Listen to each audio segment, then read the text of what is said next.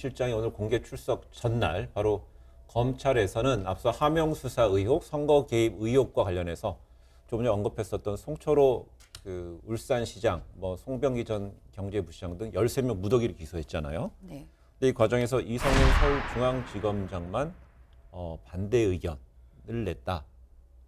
네, 이제 이성균 예. 서울중앙지검장이 얘기한 거는 이광철 전 민정비서관이나 이 황운하 전 그 울산청장이나 경찰청장이나 아직 소환 조사를 안 한 거 아니냐. 네. 그럼 소환 조사를 하고 그리고 나서 그 이후에 기소 여부를 결정하자. 그리고 또 한 가지는 이 기소 여부에 대해서 민간의 자문을 구해서 하자. 네. 그런 제도가 있으니까. 그리고 또 법무부에서 그 부분은 최근에 그 제안을 좀 했잖아요. 했고요. 예, 네. 예. 그래서 그런 부분들에 대해서 중앙지검장으로서는 본인의 소신을 얘기를 한 거죠.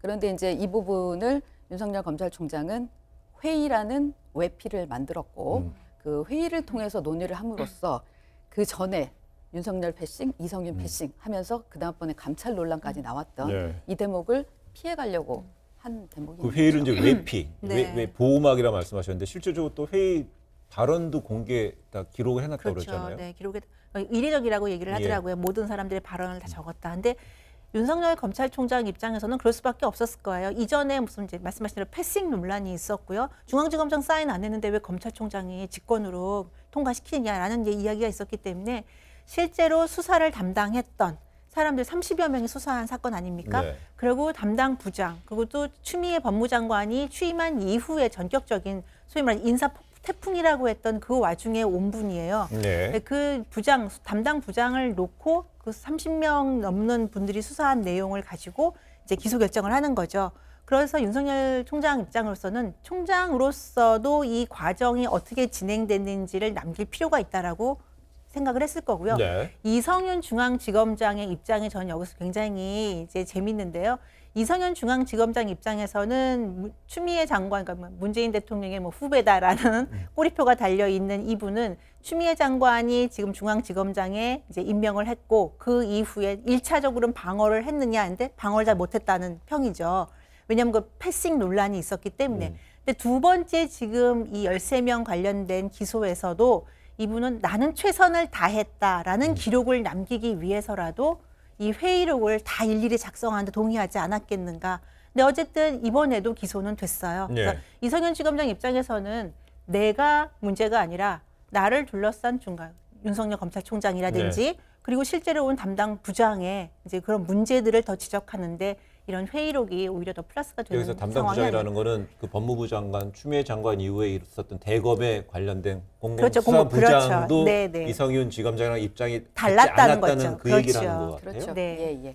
근데 저는 이제 이번 회의를 계기로 해서 청와대와 여권을 향한 검찰의 수사가 이제 일단락됐다라는 데 더 방점을 찍고 싶어요. 네.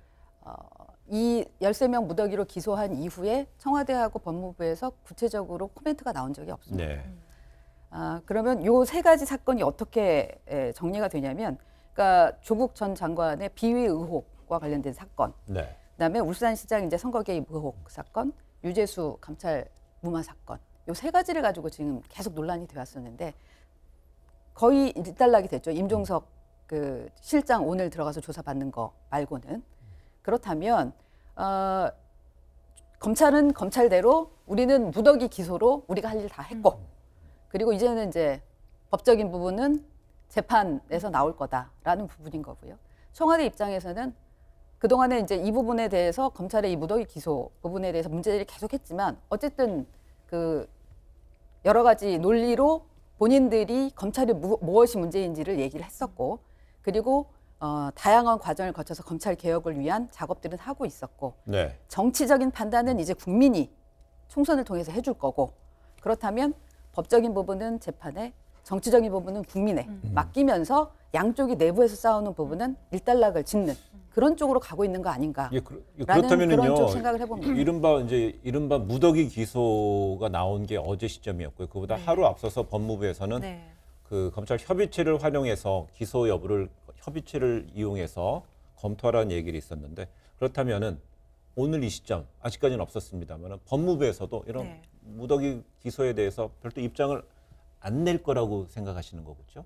저는 그 형식적으로는 얘기할 수 있겠죠. 다시 한번 뭐 이렇게 했었으면 좋았을 텐데 앞으로는 이렇게 했으면 좋겠다라고 할 수는 있지만 이걸 돌릴 수는 없는 상황인 네. 거잖아요. 그래서 그 부분에 대해서는 제가 지난 시간에 얘기했을 때 전장을 바꿔야 된다. 여권 입장에서는 네. 그러니까 시간이 중요하다라는 그런 얘기 말씀을 드렸는데 아마 그 부분에 대해서 어느 정도는 좀 본인들이 할 일을 다 했기 때문에 다 명분을 쌓고 이제 전장을 바꿔가는 거 아닌가 하는 또 생각이 이번 들어요. 사건에 보면